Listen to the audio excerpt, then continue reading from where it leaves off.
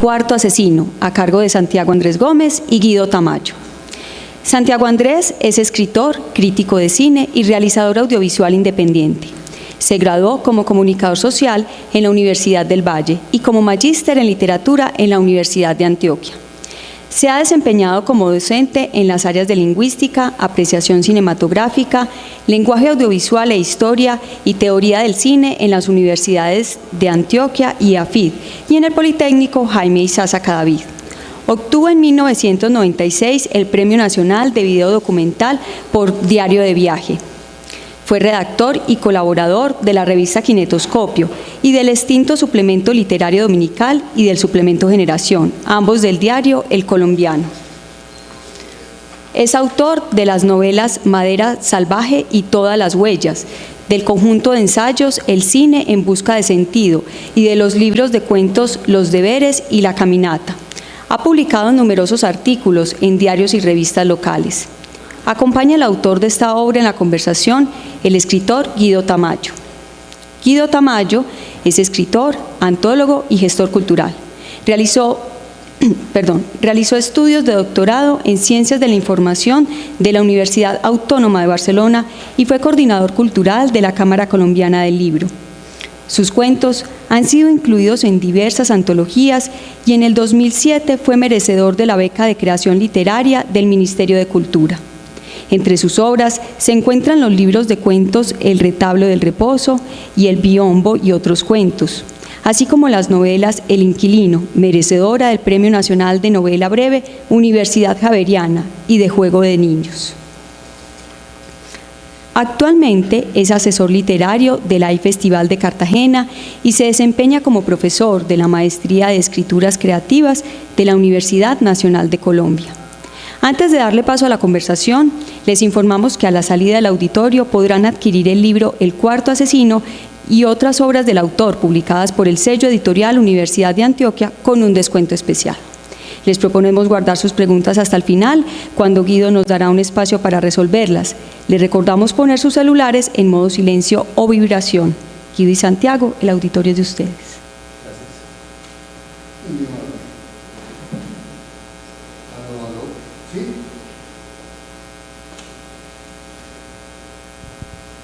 Aló, aló. Bueno, muy buenas noches.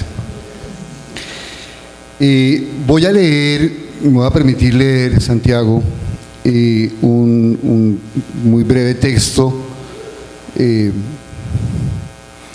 reúne mi opinión concentrada sobre El Cuarto Asesino, la novela de Santiago, y que tiene cierto tono de informe porque es un informe de lectura, pero creo que recoge lo que tengo que decir básicamente sobre la novela.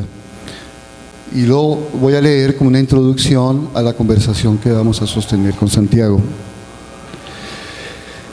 Parte de este texto está en la contraportada del libro, o sea que ustedes lo van a poder releer si lo quieren hacer cuando compren el libro a la salida. Por su concepción, no es procedente intentar atrapar, entre comillas, el contenido del texto en una trama o argumento. Tiene más sentido señalar que su propósito es el de expresar ciertos momentos de la vida de Verónica, Julián el Bello, Ulrike van der Weyden, Tácito, Duamanoia, etcétera, que existen más como posibilidades de mutación de identidades y de sentidos que como personajes, es decir, no existen como identidades fijas. Tal vez Verónica y Julián se acerquen más a esa idea, pero no es el deseo del autor que así lo sea. Así, la historia esquiva, fragmentaria, está al servicio de mostrar a Verónica o Julián en su casi perpetua transformación desde la infancia, la formación colegial y sentimental, hasta la disolución en la nada. Su probable existencia sucede pues en los diversos planos del sueño, la vigilia, el deseo, la memoria, y en distintos tiempos y espacios que existen en tanto se dicen, pero que no dependen de su confrontación con ningún referente real, entre comillas. Lo principal es su apuesta valiente por el lenguaje. Existe un despliegue de la palabra, de la escritura, a la que no le basta nombrar lo que oculta, comillas, es decir, que no solo persigue narrar, sino engullir todo sentido, dejar que las palabras, insisto, digan o oculten, pero construyan un espacio musical, sonoro, que invita a la lectura en voz alta para, comillas, vivir el lenguaje y no necesariamente estar persiguiendo su significado. En este sentido es un texto desgenerado, quizá más cercano a la poesía, a la música, que a la narración convencional de una historia. Su virtud es su defecto, siempre y cuando se trate de complacer al lector que identifica novela con anécdota y lectura con la pasividad de recibir, sin esfuerzo, una historia. Este texto no posee como prioridad la narración de una historia, sino compartir una experiencia del lenguaje, y eso delimita su goce. Bueno, después de esta pequeña introducción, quería citar una frase de Severo Sarduy, que, como tú bien sabes, Santiago, él mismo se autodenominaba como que su obra era una postilla al lado de la obra de José Lezama Lima, quien es una presencia importante, muy importante en tu novela. De hecho, hay un epígrafe de él, en fin, un fragmento que aparece al comienzo de la novela. Severo Sarduy, en esa definición modesta sobre su obra como apenas una postilla a la obra de Lezama Lima, decía algo que es discutible, pero que creo que en este momento se aplica a la forma en que yo entiendo la escritura de Santiago, especialmente en El cuarto asesino, y es que para él es redundante decir que la literatura es experimental. Él dice que toda buena literatura es experimental por definición, en tanto que, y estas son palabras mías, en tanto que la experiencia de escribir una novela debe ser una experiencia nueva, porque si no es una experiencia nueva, pues es, y perdón la redundancia, una experiencia vieja, reiterativa, facilista, la reiteración.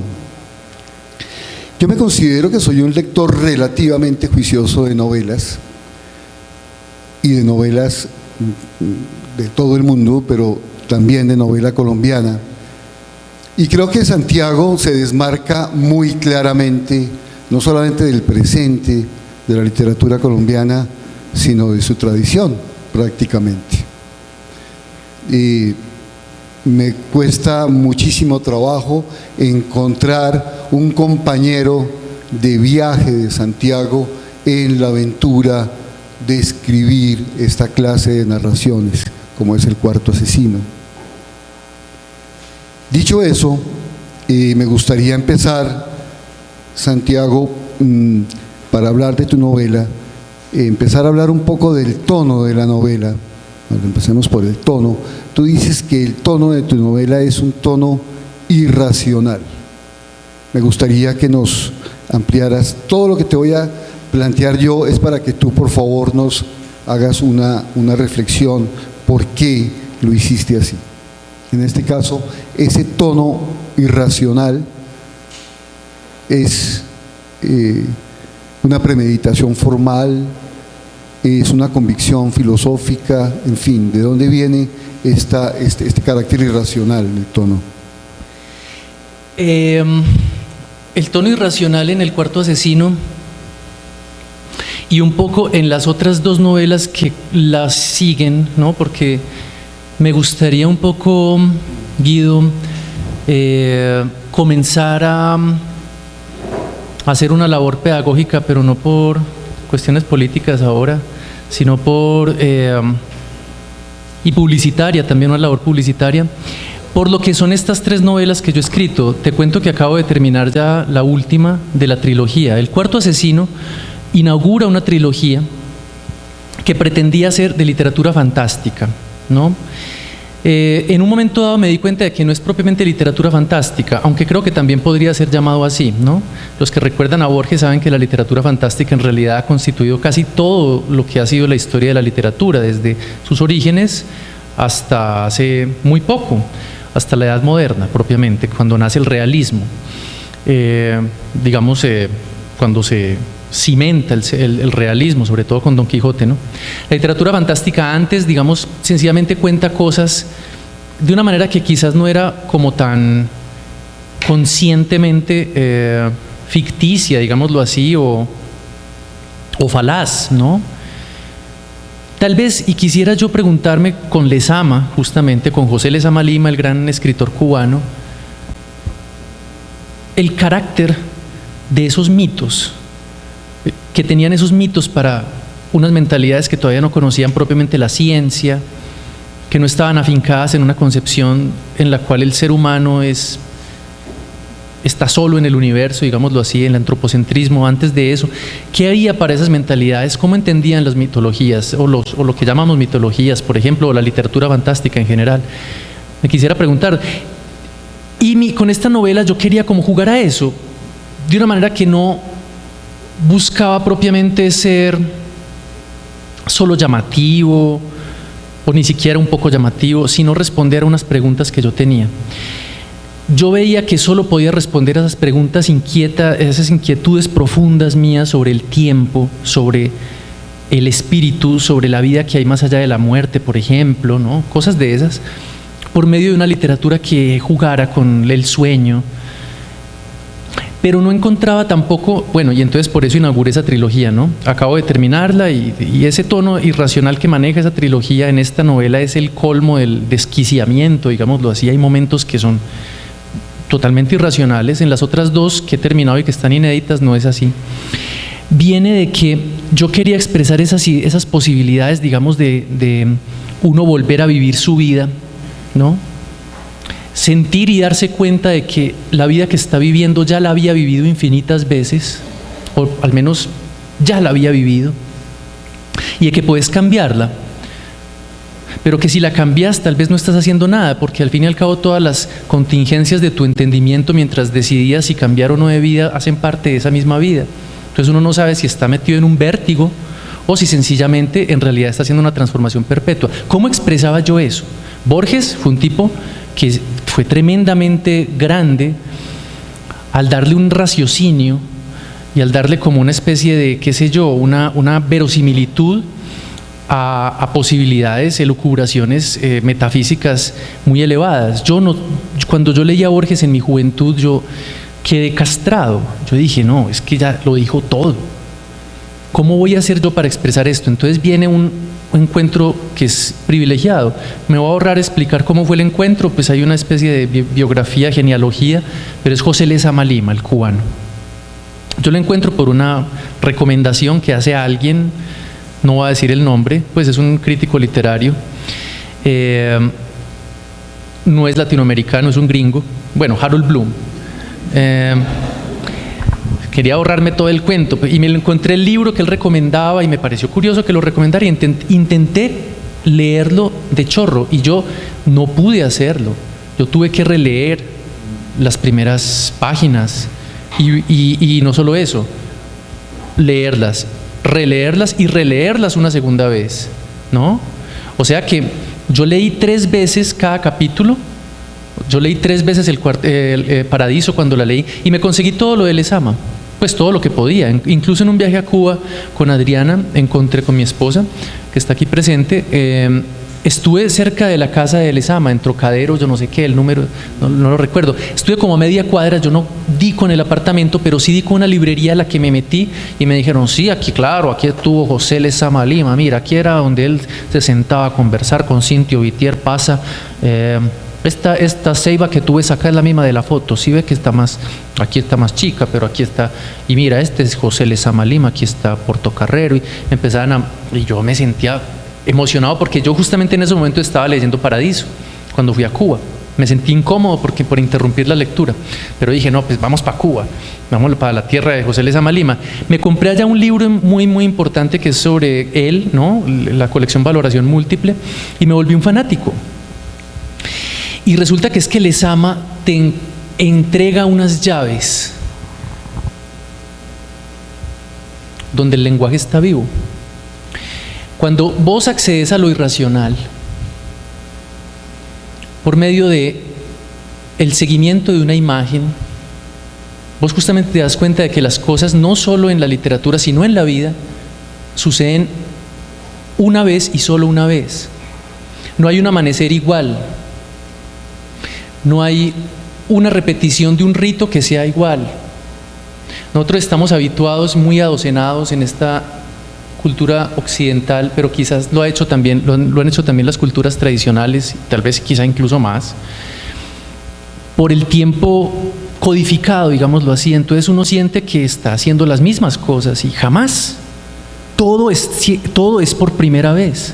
Por ahí hay un tipo, yo lo sigo en Facebook, no sé cómo caí con él, se llama David Testal, y hoy publicó una cosa que tiene que ver con lo que estoy descubriendo de nuevo en una cuarta lectura de Paradiso ahora para el doctorado. Y dice, no olvides que cada vez que ves a alguien es la última vez que lo ves. Es muy impresionante. Lezama de pronto empieza a escribir algo y vos no podés seguirlo. Él hace una narración, es un relato. Entonces el relato va sobre la línea, digamos, de, claro, ciertas reiteraciones, ciertas costumbres, los almuerzos, pero él encuentra formas de llevarte a puntos donde te das cuenta de que el mundo está descentrado, que no hay una relación fija, ni siquiera de tu yo, con el resto de cosas, sino que todo es un delirio tremendo. Y la vida y la existencia es ese delirio tremendo. Entonces la literatura, cuando nos acerca a ese tipo de realidad, vos te das cuenta que está bien, hay unas costumbres, pero las costumbres están enrarecidas. Y cuando vos volvés a leer el texto, vos te das cuenta de que lo estás releyendo. O sea, no estás leyendo el mismo texto, estás leyendo como el texto en una visita nueva, y hay unos cambios. Y lo más increíble de Lezama es que él hizo unos ensayos en los que de una manera igual, absolutamente irracional, teoriza sobre esto. Y lo peor es que cuando uno lo lea la tercera vez lo entiende. ¿Y qué es lo que quiere decir? Pues básicamente que la causalidad como la entendía Aristóteles y como la entiende la razón, es una gran mentira. Y que todo momento es una epifanía. Entonces, cuando yo me desbordo en esa irracionalidad, es cuando encuentro la clave para narrar de una manera que no es como lo hizo Borges, que uno dice, Borges está solo. Lezama te dice, no, es que vos no tenés que ser Borges, vos tenés que ser es vos. Entonces yo empiezo a escribir como en un sueño y me voy yendo y voy dando pie desde una intuición muy primera, y eso va generándose como una palabra interna que tiene una vitalidad propia y que se va tejiendo con otras, ¿no? Entonces, de algún modo, el surrealismo con la escritura automática ahí está presente. Pero el tono irracional, en mi caso, tiene que ver con que es un acceso a unas verdades profundas, que es lo mismo que buscaba Lezama, a unas verdades que no tienen que ver exactamente con la realidad como la entendemos, sino que es una realidad que se profundiza hacia la lejanía más absoluta, lo que él llamaba lejanía, que no es sino otra cosa desde mi punto de vista que lo sagrado, y es Dios, ¿no? Sí, estaba pensando que leyendo tu novela, bueno, uno podría pensar, y ahora que si te hace ver Osarduy, uno podría pensar en reencarnaciones, ¿cierto? En esa concepción un poco cíclica, ¿cierto? Del eterno retorno nietzscheano, en fin, ese volver al mismo sitio, a la misma vida,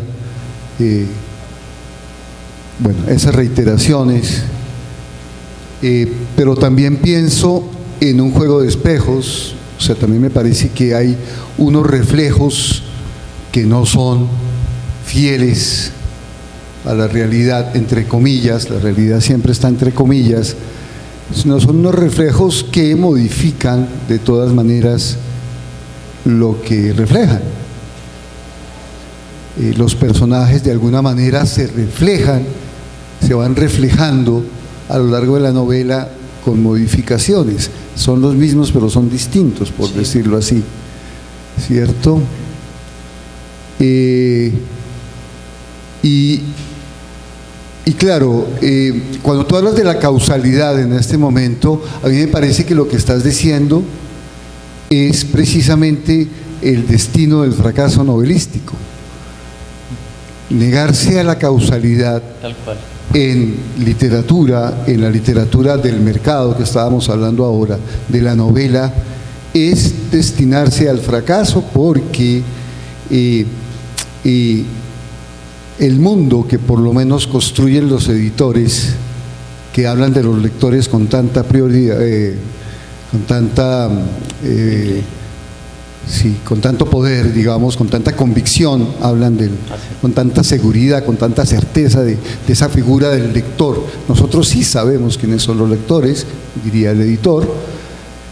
El editor no va a querer publicar una literatura que no tenga causalidad. El lector, dirá el editor, no va a querer leer una novela donde no hay causalidad. Entonces, ahí va la pregunta: ¿cómo asumes el fracaso desde ahora? Porque uno fracasa cuando escribe. Uno fracasa cuando escribe porque es una condición de la escritura, creo yo. Pero si el fracaso es premeditado, ¿por qué no busca la causalidad? Esa es la pregunta. Pues mira, es muy curioso, porque es que te voy a responder en dos tiempos. Para Lezama no es que no haya causalidad, sino es que no es la causalidad directa, no es la causalidad aristotélica, ¿no? Tiene que ver más con una causalidad, digámoslo así, oriental, budista. Ustedes sabían que para Aristóteles solo había 4 tipos de causas, ¿no? La causa material, la causa formal, la causa eficiente y la causa final. Eran 4 tipos de causas. Para los... no me voy a poner a hablar de ellas, pues. Para los budistas las cosas tienen infinitas causas. Incluso cada tipo de causa tiene infinitos tipos de tipo de causas. Es decir, hay infinitos tipos de causas materiales, hay infinitos tipos de causas eficientes, hay infinitos tipos de causas formales e infinitos tipos de causas finales. Aunque la causa final es lo que más llamaría la atención a Lezama, que es Dios, ¿no? Dios que mueve todo, el motor inmóvil, porque atrae, ¿no? Es como la amada al amante. Para Aristóteles el motor inmóvil era inmóvil porque era como una amada quieta que atrae todo. Entonces la causalidad en él es muy curiosa, sí se da, y hay un orden en las novelas de él. Y en esta novela mía hay un orden, pero es lo que él llamaba la vivencia oblicua. Y la vivencia oblicua tiene la causalidad de los sueños, ¿no? Y eso es hermoso. Entonces, lograr la novela así, y además la vivencia oblicua, que yo ya la he comenzado a entender de esta manera, como él la explica: un caballero llega armado con su lanza y se la clava al dragón, y en ese momento el caballo muere. Eso es de una fábula, de una leyenda provenzal, creo. Y él entonces dice, es muy sencillo, con esto se puede explicar la vivencia oblicua. Es como cuando uno le echa un chorro de gasolina a una fogata y el chorro se sube y te quema. Aquí la muerte sale del dragón, pasa por la lanza, llega al caballero y mata al caballo, ¿no? Pero yo, entendiéndolo de esa manera y con esa expresión vivencia oblicua, en la cual todo se toma su propia causalidad, en que la causalidad como que toma sus propias vericuetos, digámoslo así, lo he venido aplicando en El segundo amenazado, que es la tercera novela. Lo encontré y yo dije, ¿qué hago acá? ¿Qué hago acá para mostrar el misterio? Y fue justamente hacer como esa operación, ese trueque de causa, que se devuelva y que dé como un paso atrás y al lado, y los resultados literalmente, haga de cuenta que me hayan dicho un truco de cocina, son impresionantes. Yo antes lo hacía como de una manera muy racional, ahora lo estoy haciendo de manera mecánica, y los resultados son impresionantes para expresar cosas como lo extraño, lo fantástico, lo hermoso de la vida, o para mostrar la lógica de los sueños, o sencillamente el milagro, las irrupciones de lo sagrado en la vida real. Entonces hay una causalidad ahí, y para mí es un gran logro. Para mí no es un fracaso. Haberlo terminado ya es un gran logro. El gran éxito, el mayor éxito, es que me hayan publicado el libro. Eso Y yo se los digo... Ese es un triunfo oblicuo. Eso, no, eso fue Ave María, hombre. Eso es el absurdo hecho realidad. Porque es que, señores, yo ya les iba a decir, muchachos, como mis alumnos en la universidad, quien lea El Cuarto Asesino podrá aseverar que es un libro milagrosamente publicado. Es decir, eso no tiene mercado. Pero es por la tara en la que estamos. Y lo hablábamos ahorita. Pablo Montoya escribió poco antes de ganarse el Rómulo Gallegos un texto llamado Novela, Marketing y... ¿cómo se llamaba el texto? Es famoso. Fue muy polémico en su momento. Era sobre novela y marketing.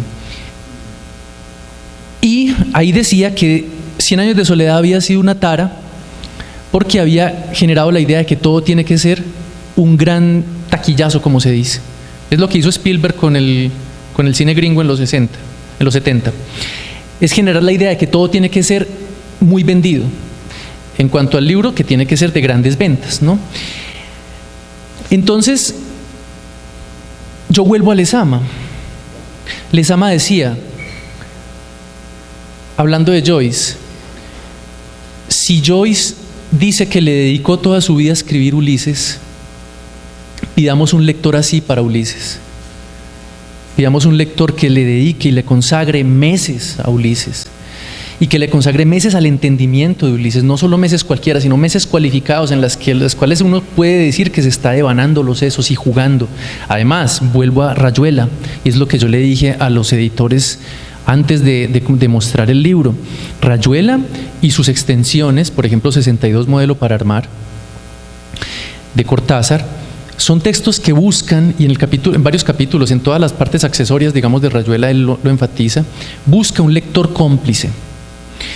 De algún modo lo halló, pero para Lezama ese lector cómplice podía ser 400 personas y él decía, ahí para esas personas escribo, con tener ese contacto escribo. Yo incluso no me voy hacia el lado del elitismo, yo me voy hacia el lado sencillamente, antes más bien, de una visión, podría decirse, marginal. Realmente marginal. En cierto sentido puede considerarse también elitista. No es que los 400 personas que lean mi libro, ojalá, sean los elegidos por leer mi libro o sean con quienes yo, digamos, son con los que puedo conversar. Se trata más bien de que hay unas posibilidades que ahí se llenan, ¿no? Es como en el cine en este momento. El cine está buscando grandes taquillazos en el cine en Colombia, y yo creo que no se ha dado cuenta de que puede hacer grandes diálogos sectoriales.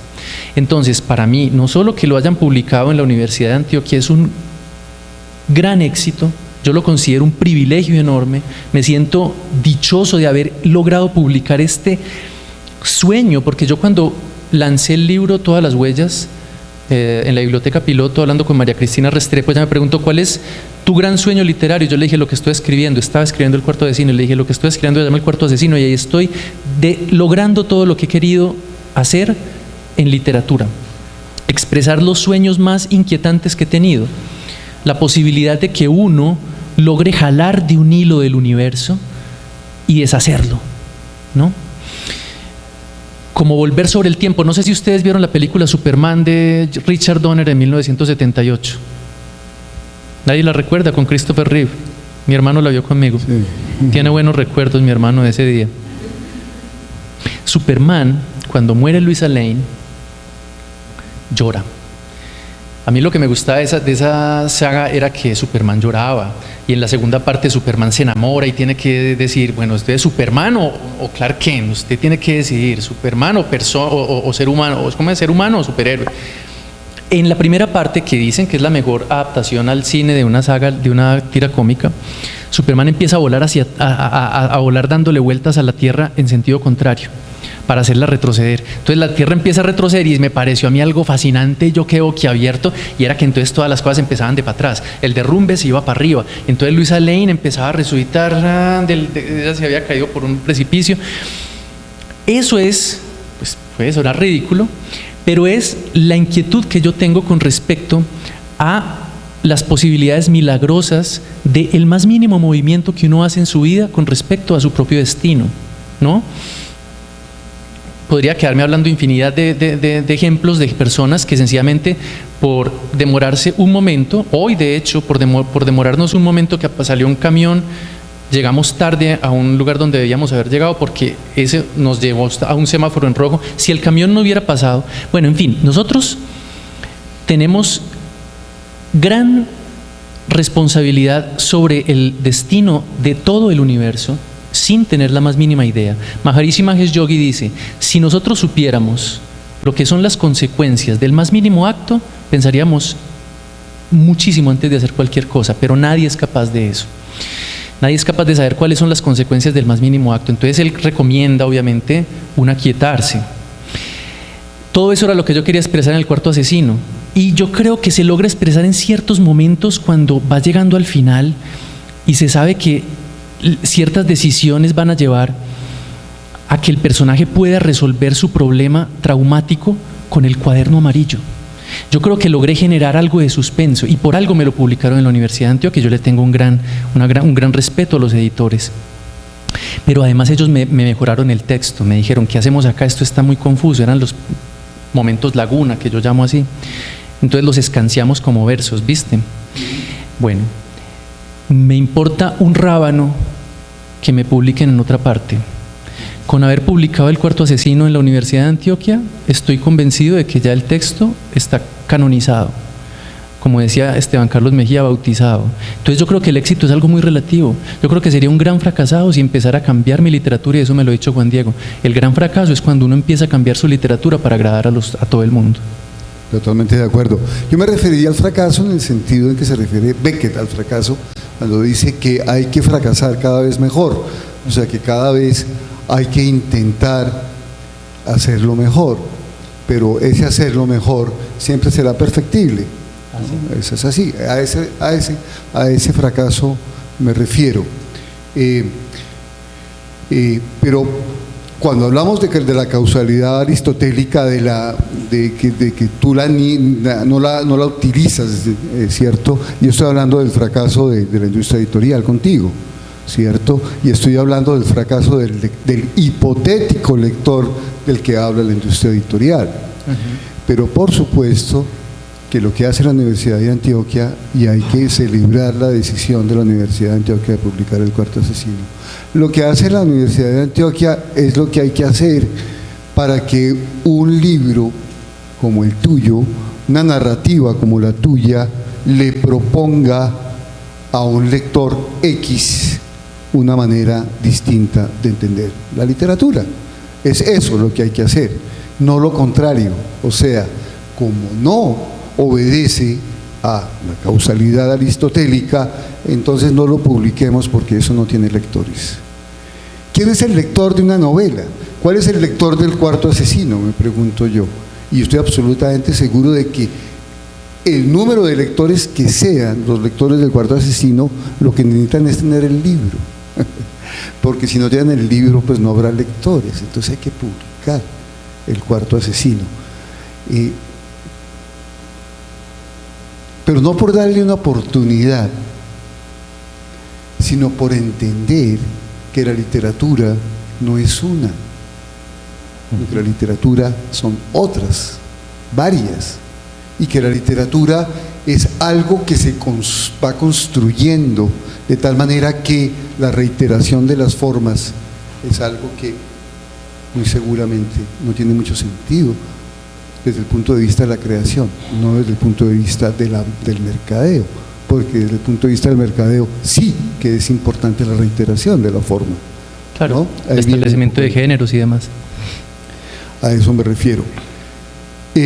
Me preguntaba yo ahora, y te quiero pasarte esa inquietud también, y es el lenguaje que tú utilizas, por supuesto, carece de un propósito meramente informativo, de la descripción de una acción, por ejemplo, la transmisión de una información, X, Y o Z, son los acontecimientos, y el lenguaje trabaja de otra forma, funciona de otra manera distinta. ¿Cómo hace uno, cómo hiciste tú para encontrar el lenguaje que precisamente hablaba de esa dislocación, de esa irracionalidad, de ese concepto irracional, de esa ausencia, de esa causalidad aristotélica, de esa pulsión de lo onírico, del sueño allí presente? Voy a volver a Lezama porque él dice algo que es una invitación que su hermana Eloísa Lezama Lima, pone como epígrafe de la introducción que ella hace a la edición comentada de la editorial Cátedra, ¿no? La editorial Cátedra en el año 2003, si mal no estoy, publica una edición comentada de Paradiso, hecha toda por Eloísa, su hermana, y ella pone el siguiente epígrafe, pues más o menos. Dice: yo invito, dice José Lezama, yo invito a la juventud a que se enfrente a lo incomprensible, a que resista lo incomprensible, porque una vez pasado el umbral, descubrirá un universo infinito de bellezas, y yo añado de conocimientos. Quiere decir que, señoras y señores, Paradiso es una novela, es un reto. Paradiso es una novela que a usted lo va a poner a sudar la gota amarga, si se trata de salirse uno de la comodidad. ¿Qué es salirse de la causalidad? Es salirse del hecho de que yo me levanto y me dirijo hacia allá y punto. Cortázar y Oliveira, su personaje, decían: es que a mí, yo me empiezo a lavar los dientes y el lavadero me llama, me jala, yo me voy yendo. Es muy curioso. La experiencia humana está llena de momentos que son de una delicadeza infinita. Y lo que queda en realidad como sedimento de la experiencia no es solamente el afán cotidiano, no es solamente la historia incluso que cuento, sino que son un montón de sedazos o de rezagos, como de restos de la experiencia. Cuando yo me pongo a escribir en esa tónica de Lezama, el lenguaje de pronto me domina. Y yo me doy cuenta de que me va revelando otros paisajes. Voy a mostrarles un fragmento que escribí casi que con los ojos cerrados. Fue de lo más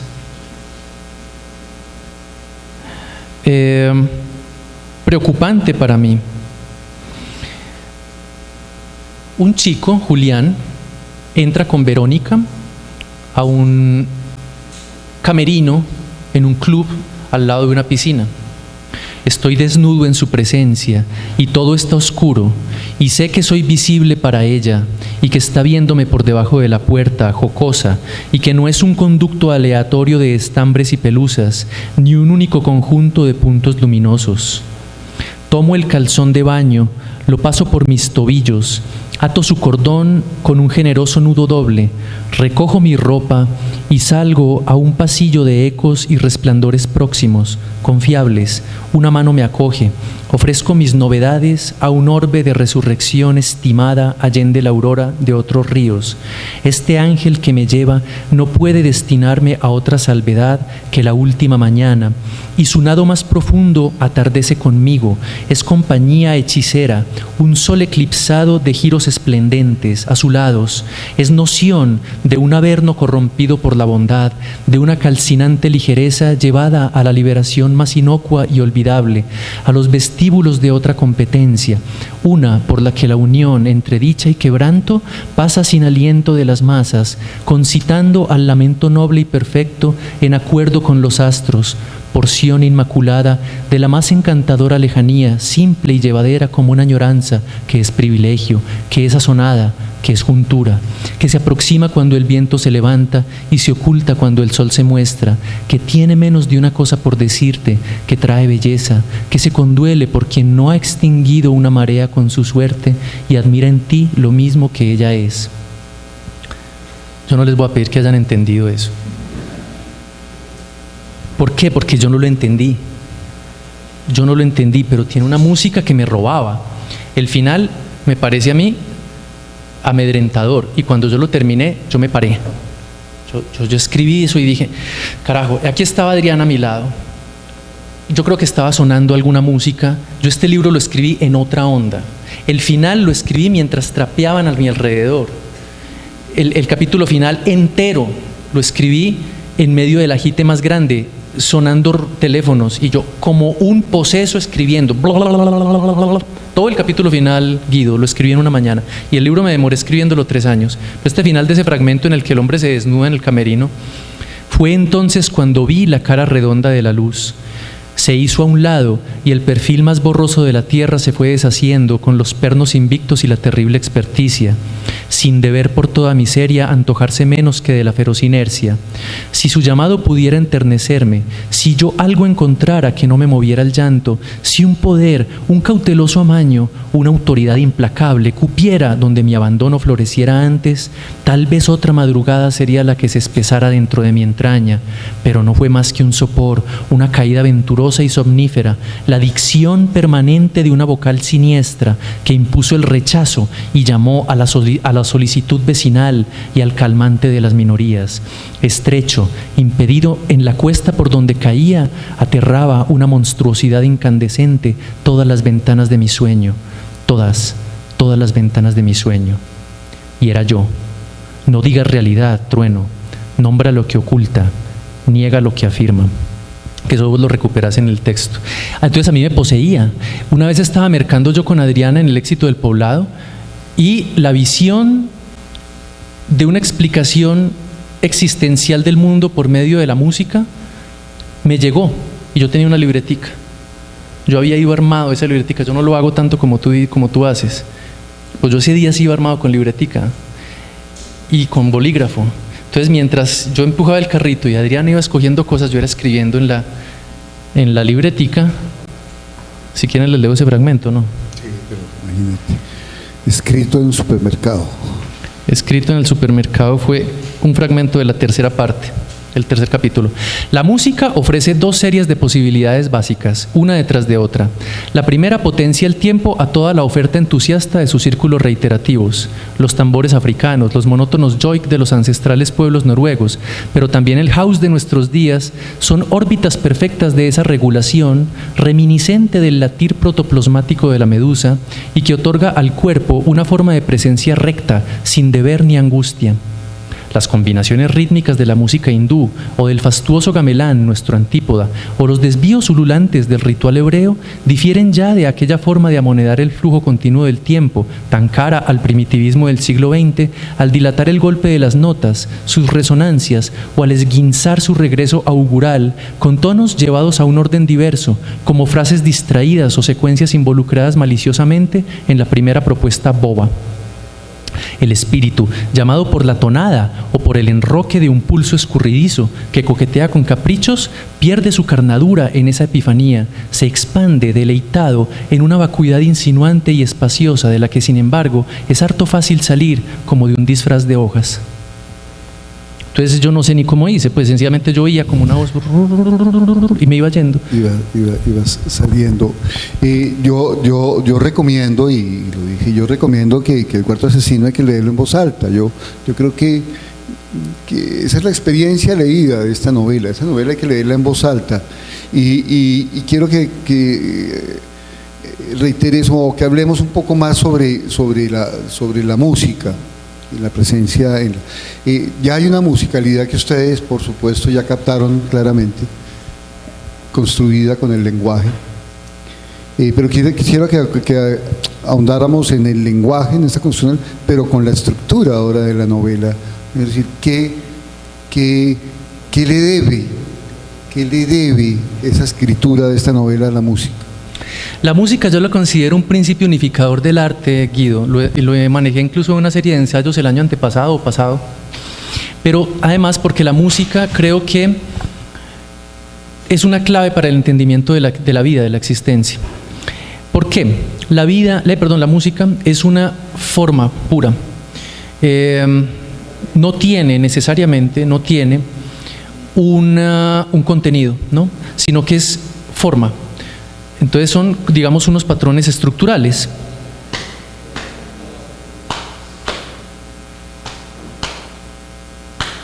Ese fue el principio de la música. Y digamos que ofrecía una variante causal, sí, causal.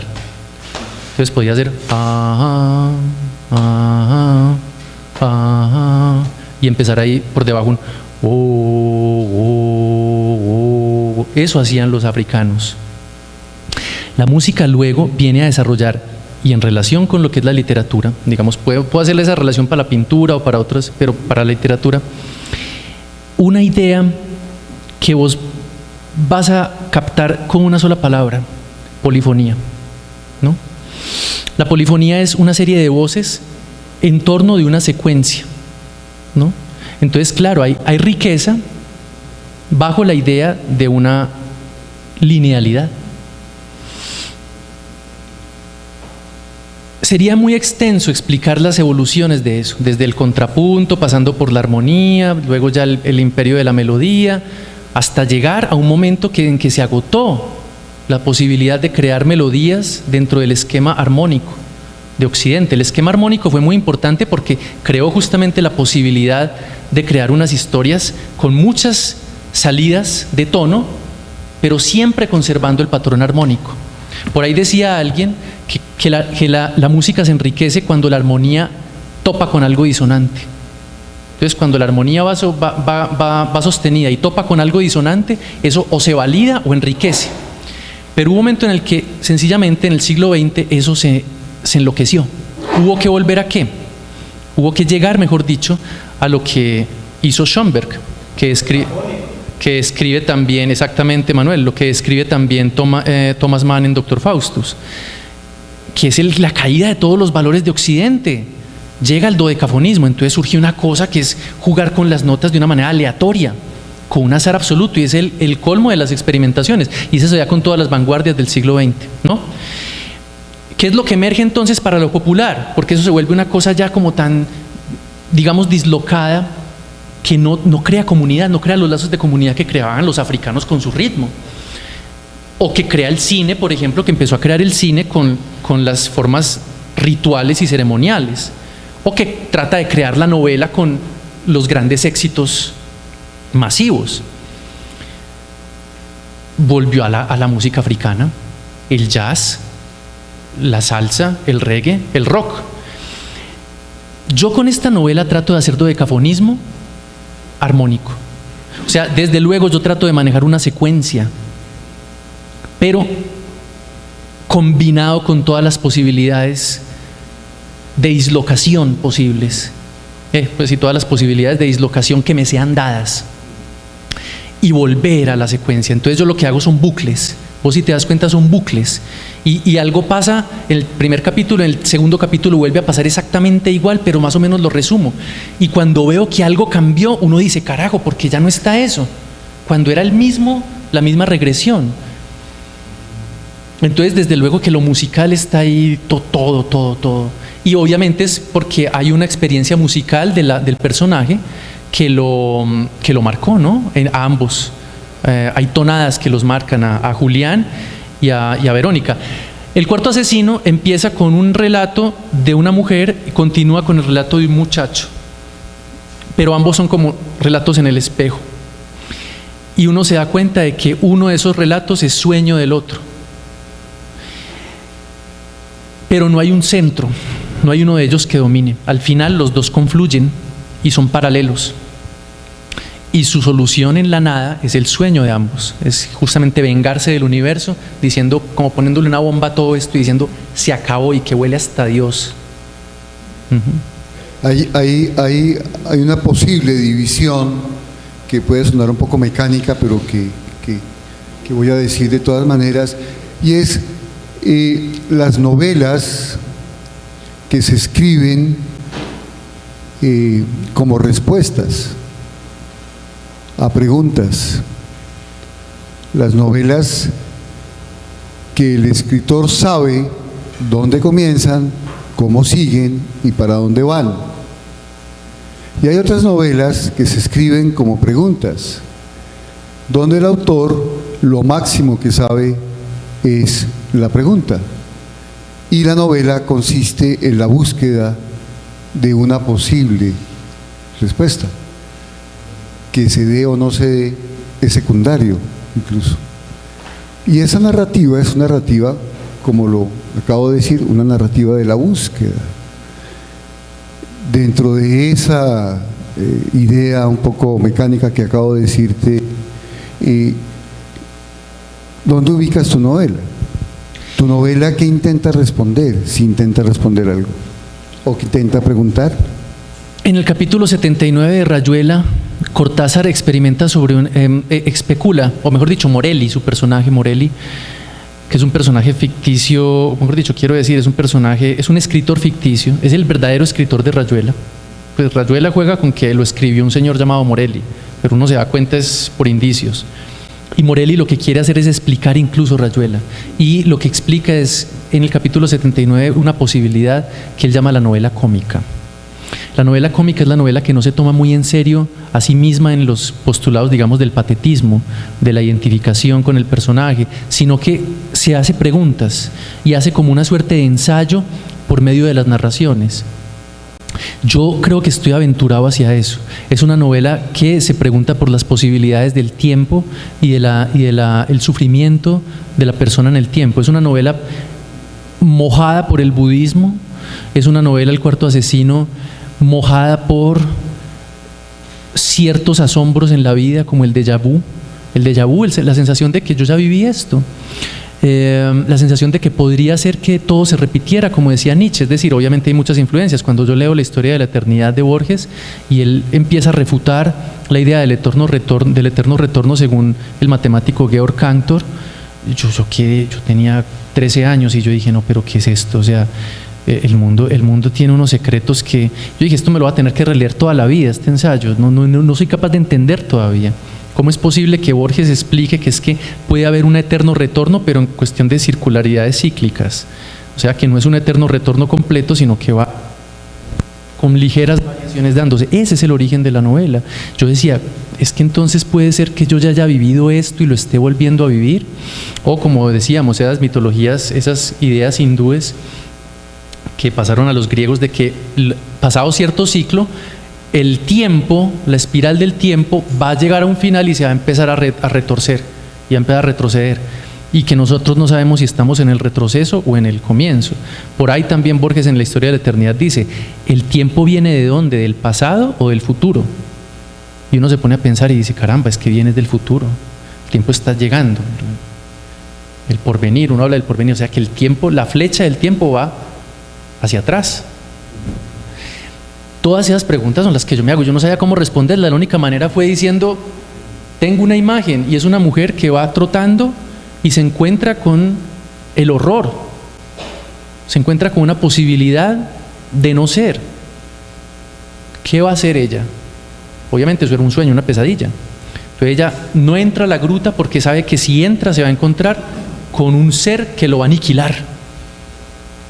O sea, la vida merece ser vivida. Tengo miedo de que me aniquilen, no lo voy a permitir. Y sin embargo todos los días vuelve y trota y llega hasta esa gruta y dice, ¿lo voy a afrontar o no? Entonces, claro, mi novela está dentro de las búsquedas, se pregunta por el fin de los tiempos. Mi primer libro fue el Apocalipsis, el primer libro pues que leí, no el que escribí. Creo que llega a tratar de dar una respuesta hipotética de que en nuestras manos está que al menos nuestra experiencia tenga un peso en la historia. Creo que nuestra gran liberación, como quería Borges, es el olvido, pero el olvido total, el olvido de verdad, que es el nuestro. Antes de que ya llegó el momento de que ustedes, por favor, participen también, comenten algo, pregunten algo. Aprovechando la presencia de Santiago, dijiste algo, bueno, al comienzo dije yo que no encontraba en la literatura colombiana una apuesta parecida a la tuya. No sé si estoy exagerando, pero quería preguntártelo a ti. O sea, ¿tú te sientes cercano a alguna experiencia literaria colombiana? Distinta, perdón, hago la aclaración, Porque quizá en la poesía sea más fácil encontrar esta apuesta, quizás en la composición musical sea más fácil encontrar esta apuesta. Estoy hablando de un texto escrito como una novela. No sabría, pero creo que hay lamparazos. Mira, yo sería un poco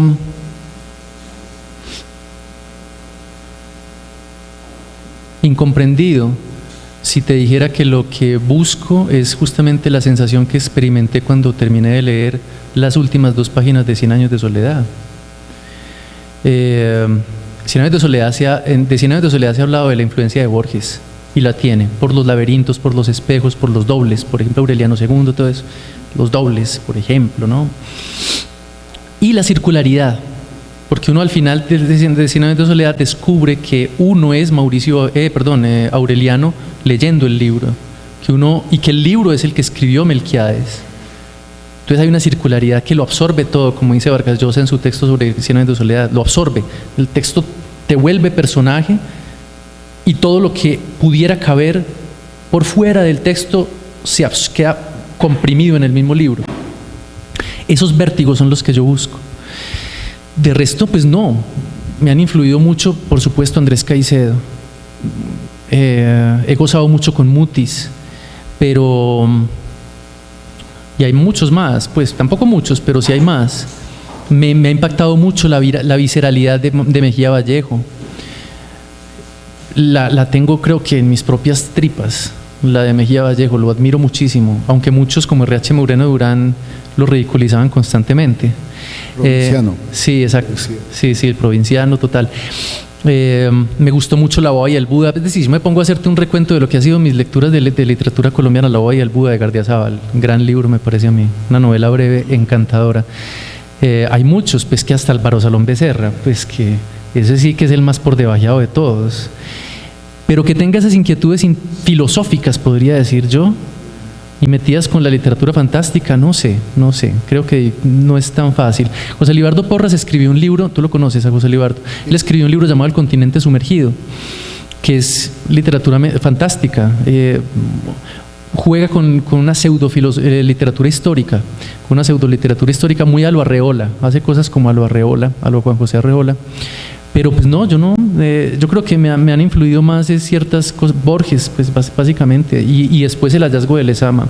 Y en otras novelas, Vargas Llosa y Carver, pues, el gringo, el cuentista gringo, esos han sido influencias directas. De resto, yo creo pues que es una cosa como de especular, de filosofar, de hablar en el Parque Bolívar con Manuel. Eso me ha influido también mucho, más que muchas otras cosas. Muy bien. ¿Alguien quiere formular una pregunta, hacer un comentario? Por favor.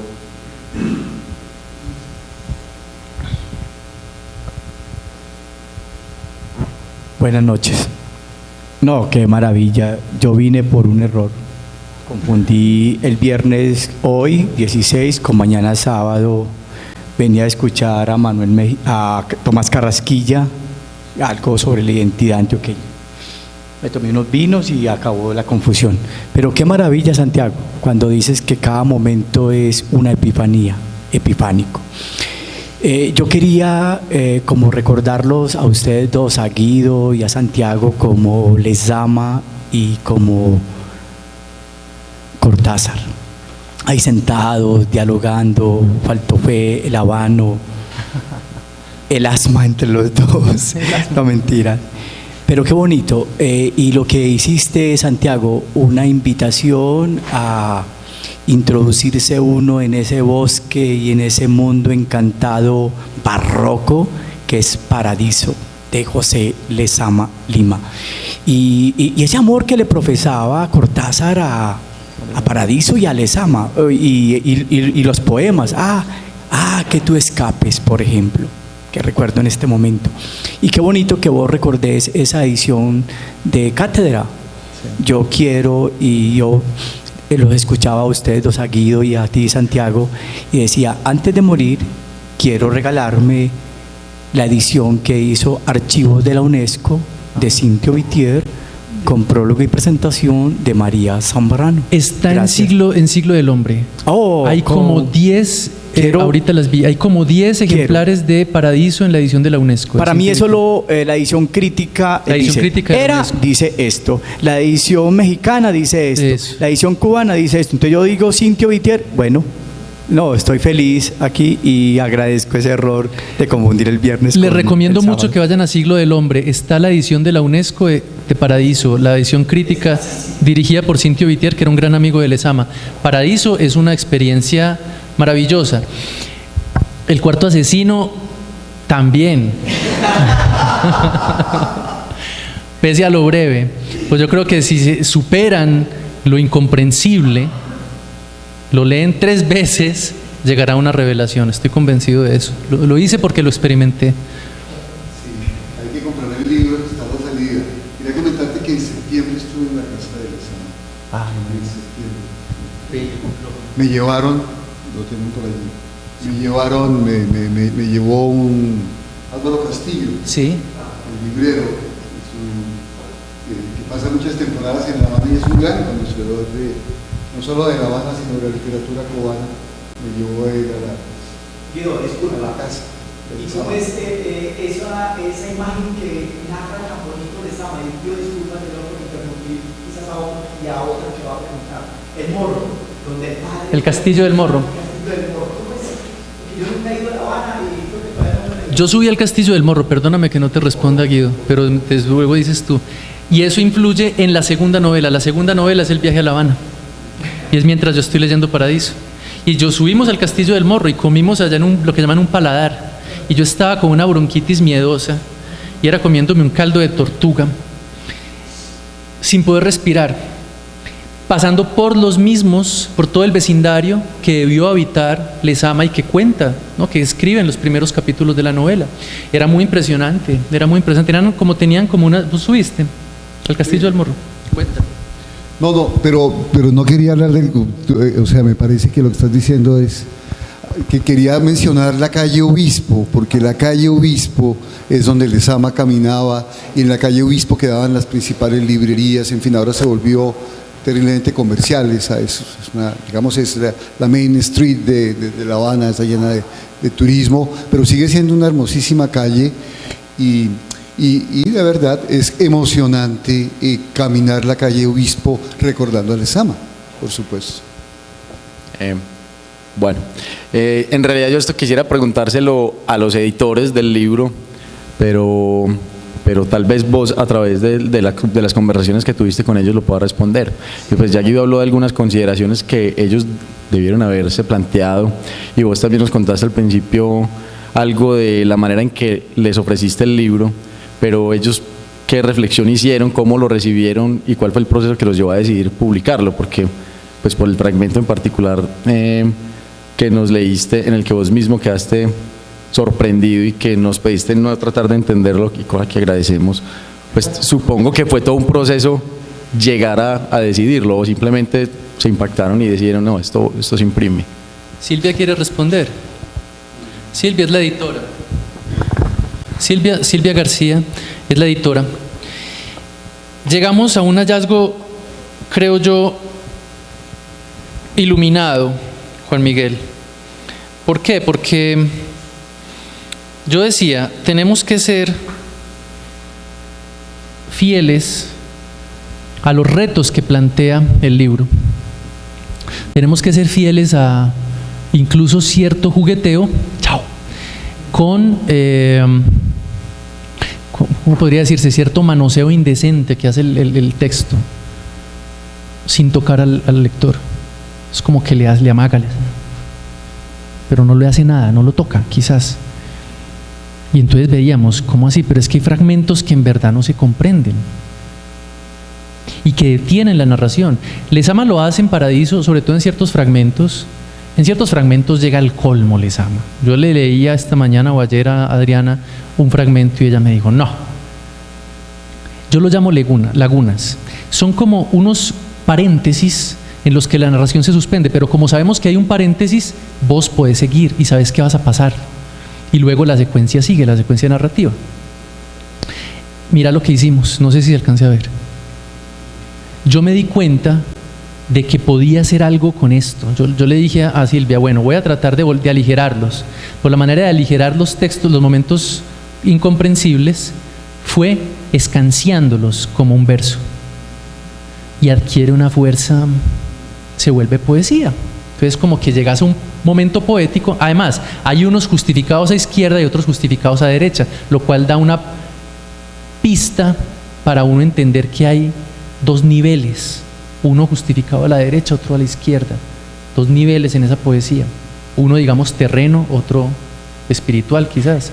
Entonces eso me gustó mucho porque esas son las cosas que hacían también justamente personas como Cortázar, y de ahí para atrás los surrealistas sí que jugaban con los surrealistas. Hacían por ejemplo un poema en espiral, ¿cierto?, que llegaba hasta el centro. Entonces vos lo podías leer, vos lo debías leer como pues haciendo unas contorsiones loquísimas, y eso me parece maravilloso. Ahora yo no voy a llegar a esos niveles pues todavía, pero es que incluso yo le propuse a Silvia y a Doris Elena y a Larisa, a todos en la universidad, que ilustráramos el libro, que tuviera ilustraciones, ¿no? Podría quedarme explicando por qué, pero considero que la experiencia literaria debe enriquecerse lo más que se pueda. Si pudiera haber una forma en que esto se abriera y sonara una música, sería excelente, ¿cierto?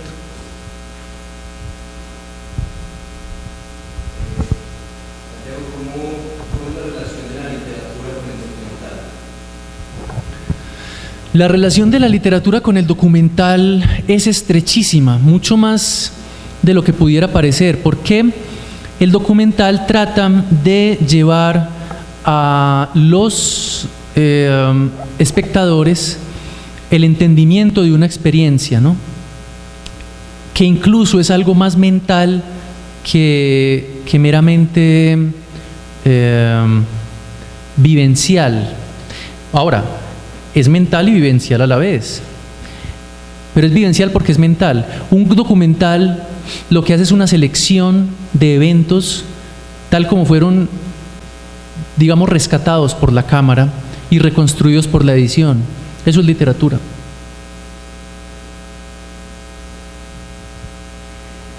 Yo quiero agradecerle a Santiago que haya escrito este texto. Me parece que los lectores necesitamos esta clase de valentías narrativas. Yo te apuntaría en esa categoría de la valentía narrativa. Gracias. Muchas gracias. Un aplauso, por favor. Muchísimas gracias al autor y al